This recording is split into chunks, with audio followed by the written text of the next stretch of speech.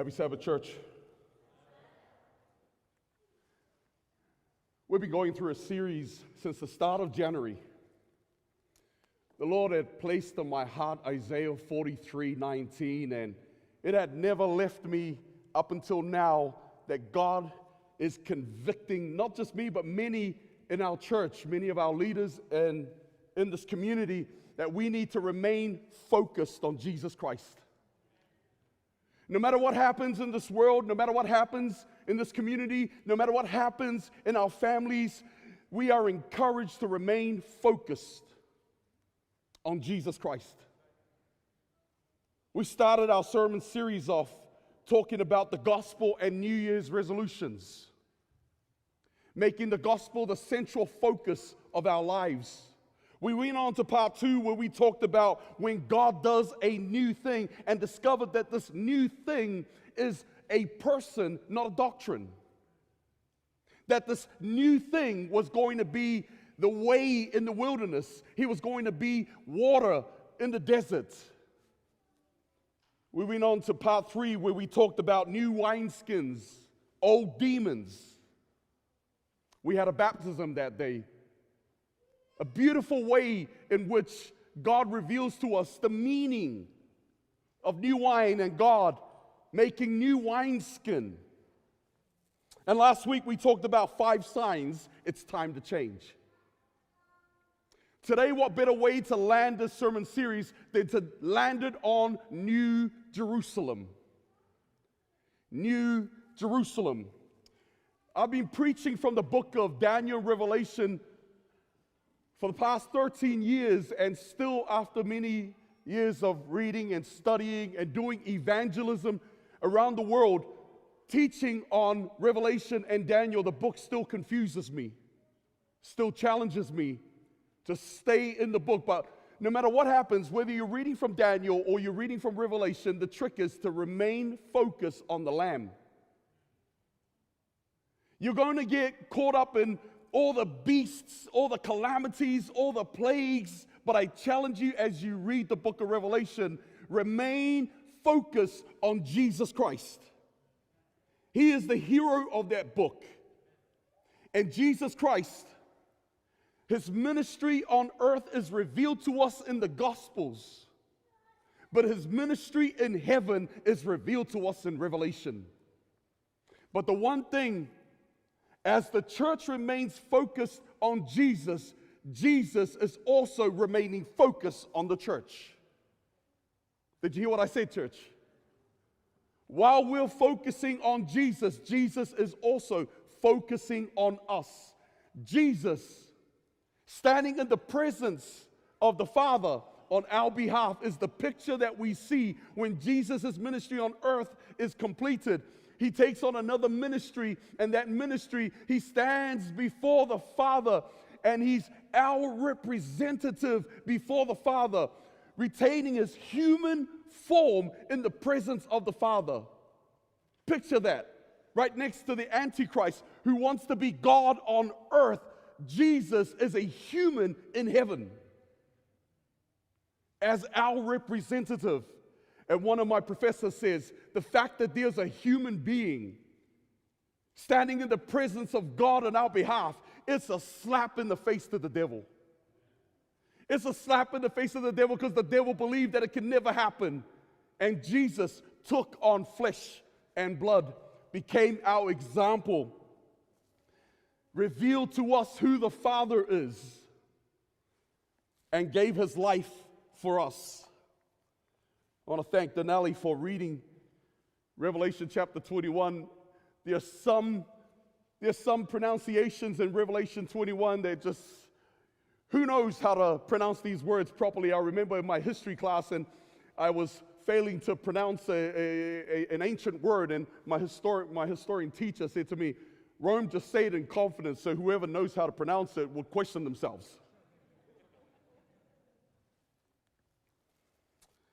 We're looking at Revelation chapter 21 and chapters 22 because it talks about New Jerusalem.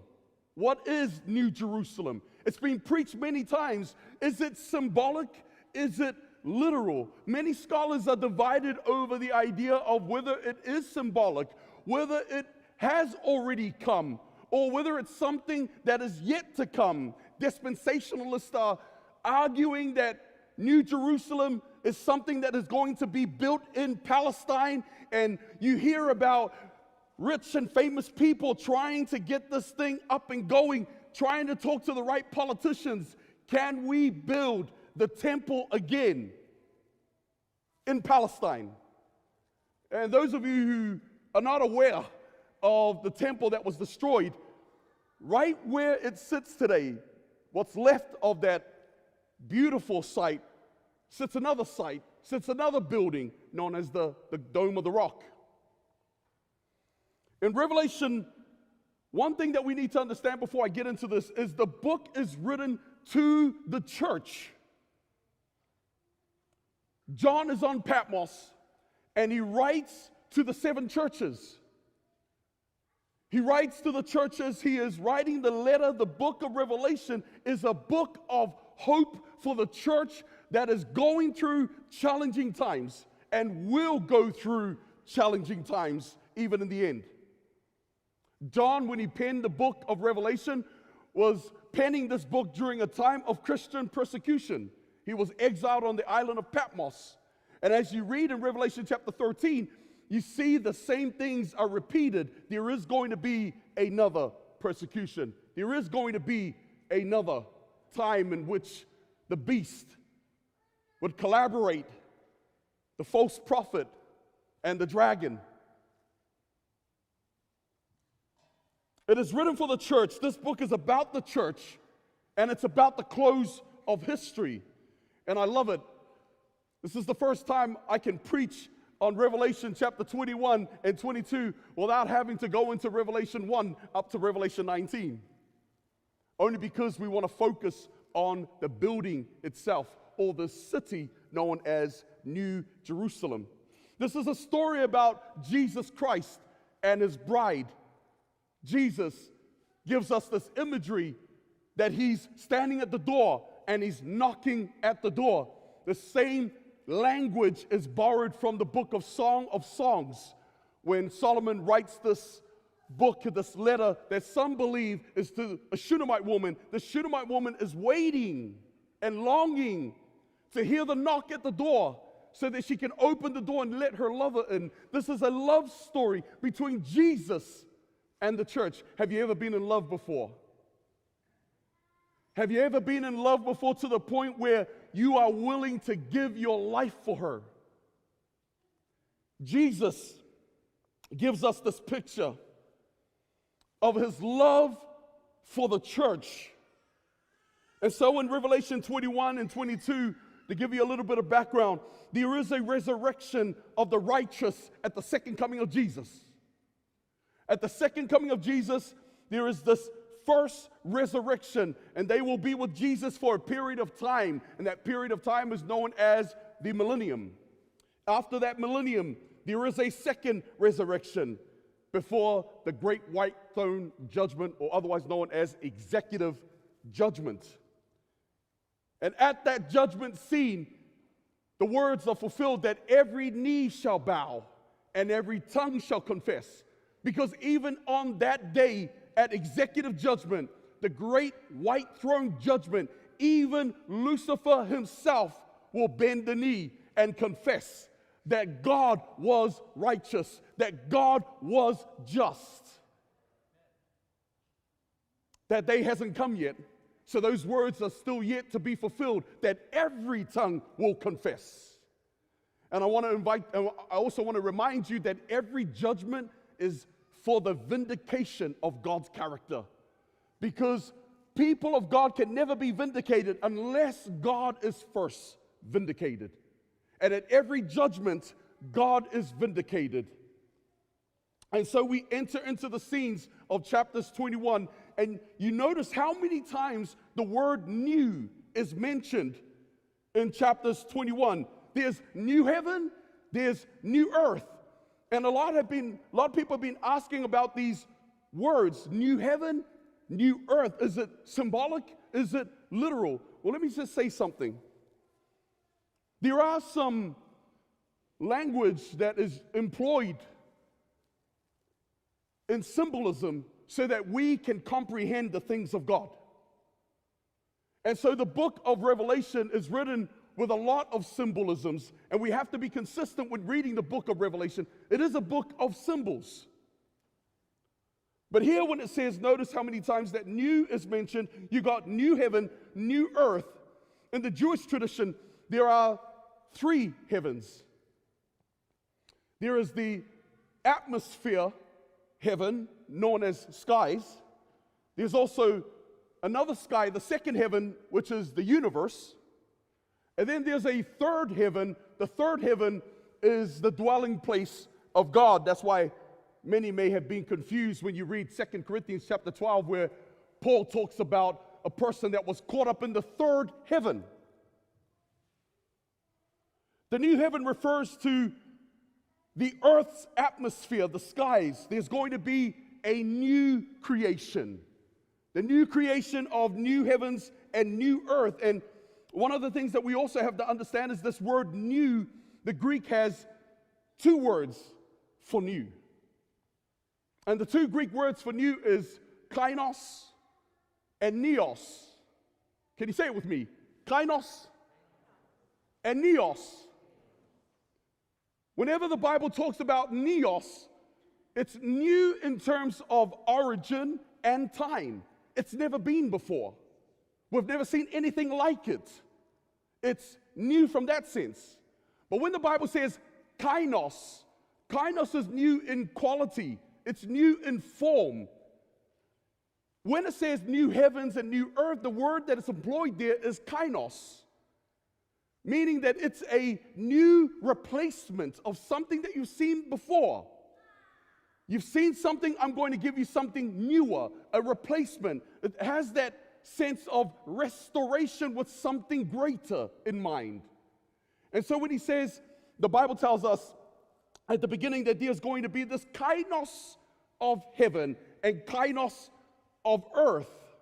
The new heaven and the new earth is going to be renewed, and it's going to be a replacement. A replacement of what? And I want you to keep in your mind this idea of restoration, renewing, replacement.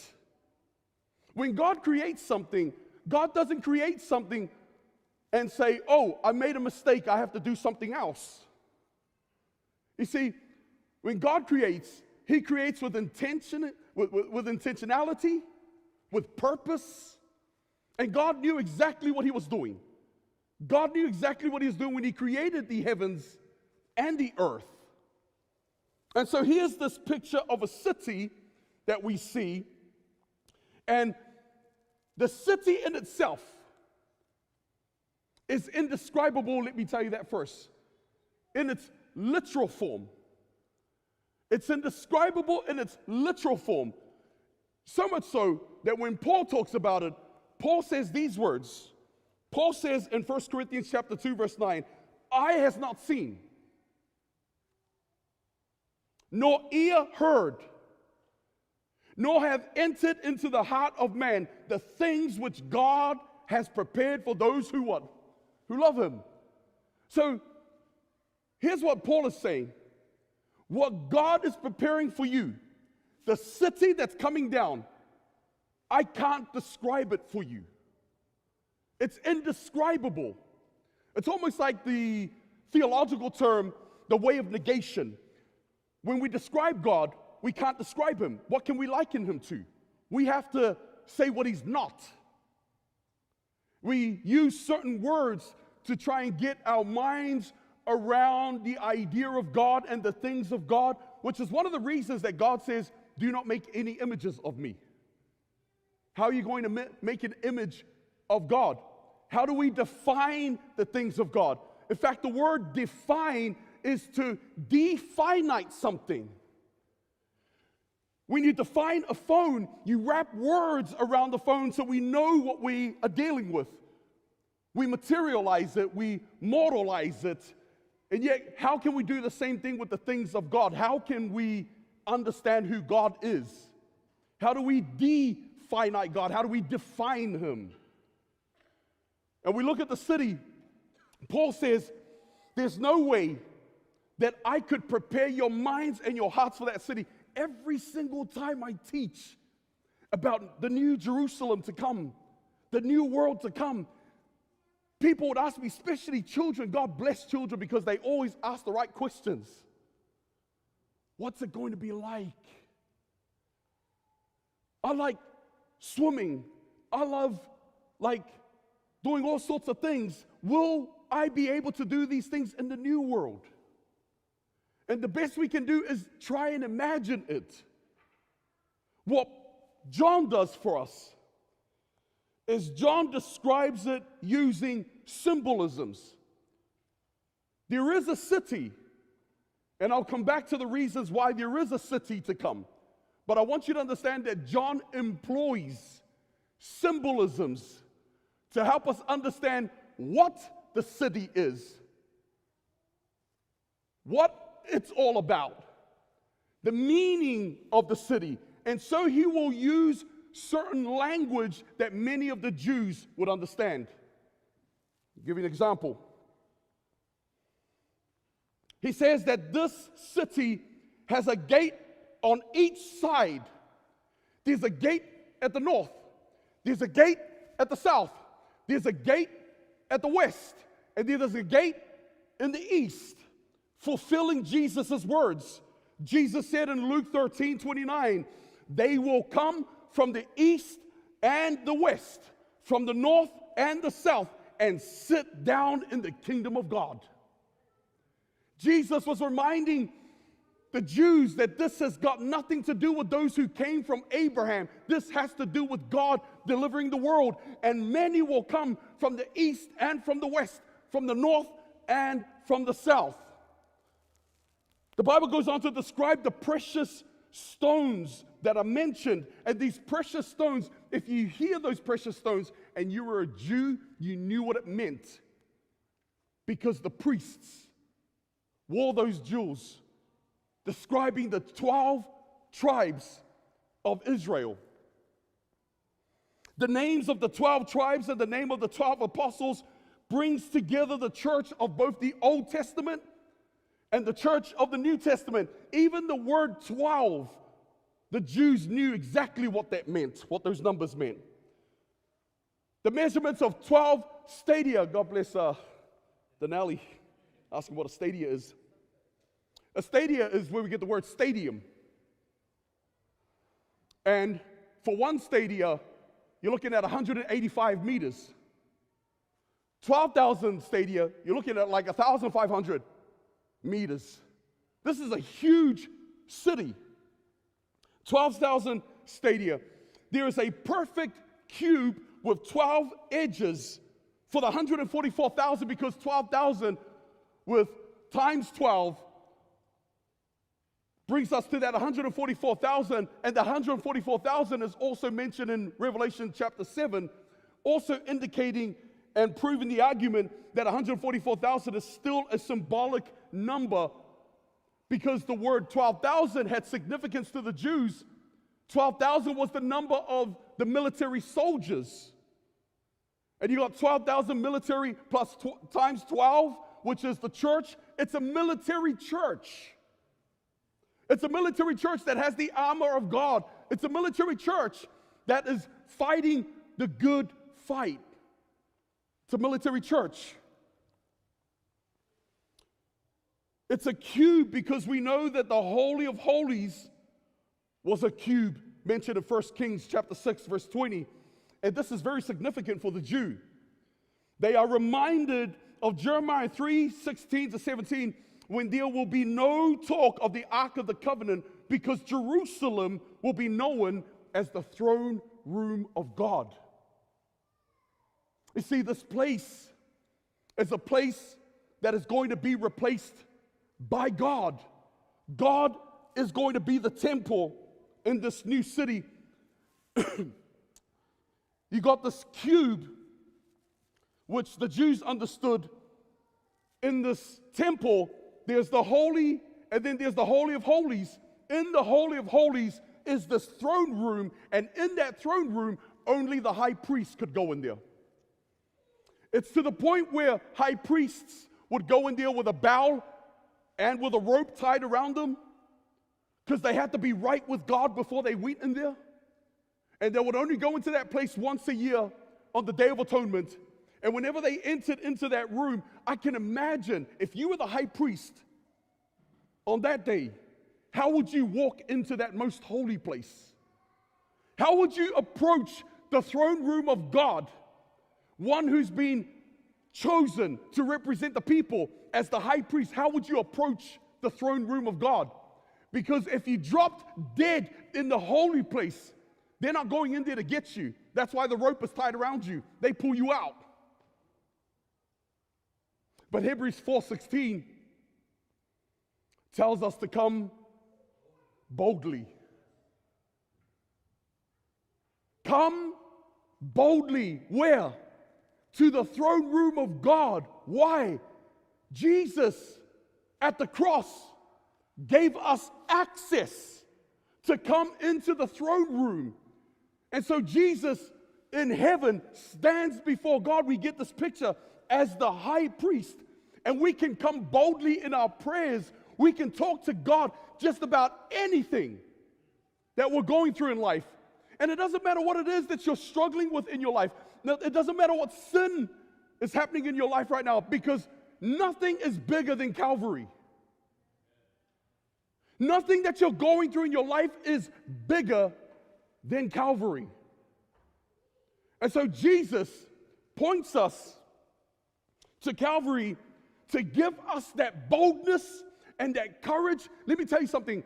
If there's something that you're going through in your life and you're afraid to go to God with it, that isn't the Spirit of God. That's something else. Whenever you feel convicted of a sin and you feel unworthy to go to God, that's not God bringing that fear. God tells us to come boldly because the cross stands as a reminder that nothing is bigger than the sacrifice of Jesus. In the old throne room of God, only the high priest was allowed in, but in New Jerusalem, all can approach the throne room of God. There is no departments. There is no division. There's a gate that gives us all access to come to the throne room of God. This city does not need the sun because the Lord's light will shine day and night, day and night. You know what that means? If it shines 24, it means there is no night. And that's in fact what the Bible describes for us, is that there will be no night. As we have this picture of the Godhead dwelling in this new Jerusalem as the new throne room of God where everybody can come. There will be a gathering of the redeemed with the tree of life restored and a river that can run through the city like the rivers that watered Eden. This new Jerusalem, the way that John describes it, he's trying to capture the minds of the Jews. Remember the holy place? Remember the cube of the holy place where no one could go? He's trying to say that this city, you can go. This city, you have access to it. This city, you don't need a high priest. On that day, you can come on in. And then he gives another picture. John pictures something else. He brings in Genesis. He brings in Eden when he describes the tree and he describes the river. So two pictures come to mind when he uses these symbolisms. It's the throne room of God, and it's the return of Eden. When God created the world, he created the Garden of Eden, and this word Eden is a complicated Hebrew word that actually means the presence. It's the garden of God's presence. And in that place, God would say to Adam that he was to look after this place, have dominion over this place, and expand Eden. When you expand Eden, that's called evangelism. The expansion of Eden. But when Adam had fallen, God drove him out. And when he drove him out of that garden of the presence, God also gave him a solution. There is a way to come back. And one of the things that remains from the Garden of Eden, one of the things that remains from the Garden of Eden is Sabbath. Sabbath was first brought together in the Garden of Eden. Sabbath reminds us of when Adam was in the presence of God. Sabbath reminds us of the relationship that God had with humanity when things were perfect. Sabbath was a reminder that God has a promise and He's good on His promise. Sabbath was a reminder that God was creator, sustainer, and also sanctifier. Every time we enter into the Sabbath, it's a reminder of what it was like when Adam was in the presence of God. And here's the thing. These two ideas are being pulled together in Revelation 21. This idea of the throne room of God and Eden, a restoration of Eden, and a throne room that says all can come. If you look into the Old Testament and do a search on throne room of God, the only beings that you find in the throne room of God, in all the visions of Ezekiel, all the visions of Isaiah, the only ones that are in the throne room of God, seraphims, cherubims, and a host of angels, not a single human being. Come to the book of Revelation, it's the first time you see human beings in the throne room of God. And so here it is. The promise of restoration is realized. Moses asked to see God face to face. You remember that when you read about the story of Moses and his relationship with God. God, let me see your face. And God says, you cannot see my face. Otherwise, you would not live if you saw my face. But watch what he says. Watch what John says in 1 John 3:2. He says, beloved, now we are children of God, and it has not yet been revealed what we shall be. But we know that when he is revealed, we shall be like him, for we shall see him as he is. You see what's happening here? God is coming down. God is inviting us to come. There's a picture in Christianity today. And the picture of Christianity, they say that the Bible is about heaven and hell. The Bible, Christianity, is about all of us going to heaven, and those who do not choose Jesus go to hell. That's a false theme of Scripture. This idea of escapism, this idea that we leave this world and we don't have to come back to it. It's not seen in Scripture. Going to heaven is not the end of the story. The end of the story is not us going up to God. The end of the story is God coming down to us. The end of the story is not us sitting in heaven praising God around the throne room. The end of the story is God bringing his throne room down to us. It's the idea of restoration. It's the idea that God is going to give back. It's the idea of God bringing little children who passed away and they're being put back into the arms of their parents. It's about people being united with loved ones again. It's this great reconciliation because Jesus began the reconciliation process through the cross. And Jesus is still about reconciliation even today. The fact that the city is coming down. I don't know why there's not enough sermons about the city coming down. There's a lot of sermons about us going to heaven. And yet the story ends with something that not even the angels could have imagined. You think it was big that Jesus became flesh and blood and came down to be our example, to die for us? It's a whole nother thing that the Godhead is going to dwell with us on earth forever. He is going to tabernacle with us forever. Why is it a literal city? Because the book of Hebrews, chapter 11, all the heroes of chapter 11 looked forward to one thing. They knew that there was a city in Palestine that God had promised them, but they knew something else. And the book of Hebrews reveals that to us. In Hebrews chapter 9 and verse 10, Hebrews chapter 11, verse 9 and 10. Hebrews chapter 11, verse 9 and 10, the Bible tells us, it's speaking of Abraham, by faith he dwelt where? He dwelt in the land of promise, as in a foreign country, dwelling in tents with Isaac and Jacob, the heirs with him of the same promise. What does verse 10 say? For he waited for the city which has foundations, whose builder and maker is who? Even though he knew that there was a city, even though he knew that there was a land in Palestine and Canaan that he was going to inherit, he was longing for a city that wasn't built with human hands. He was waiting for a city that was built by God.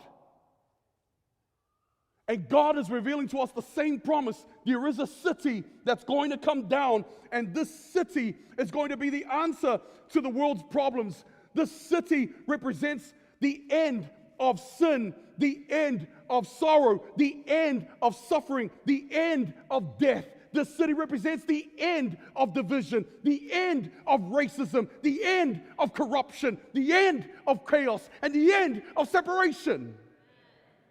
This city is a proclamation to all creation that God has made a dwelling place with us. God is coming back to this place so that he can live with us forever. The Godhead knew that by creating man, that sin would occur. The Godhead knew that. When they came together just before they created the world, they said, what are we going to do?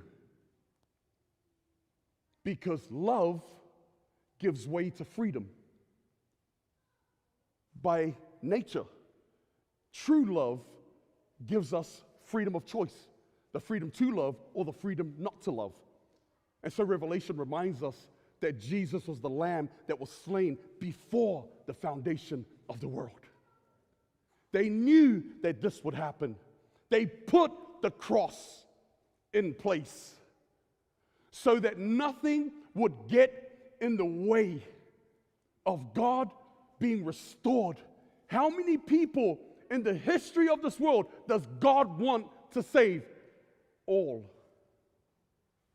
God wants every single person to be saved. He wants every single person to be there in that place when God recreates the world. Jesus provided a way when he gave us the cross.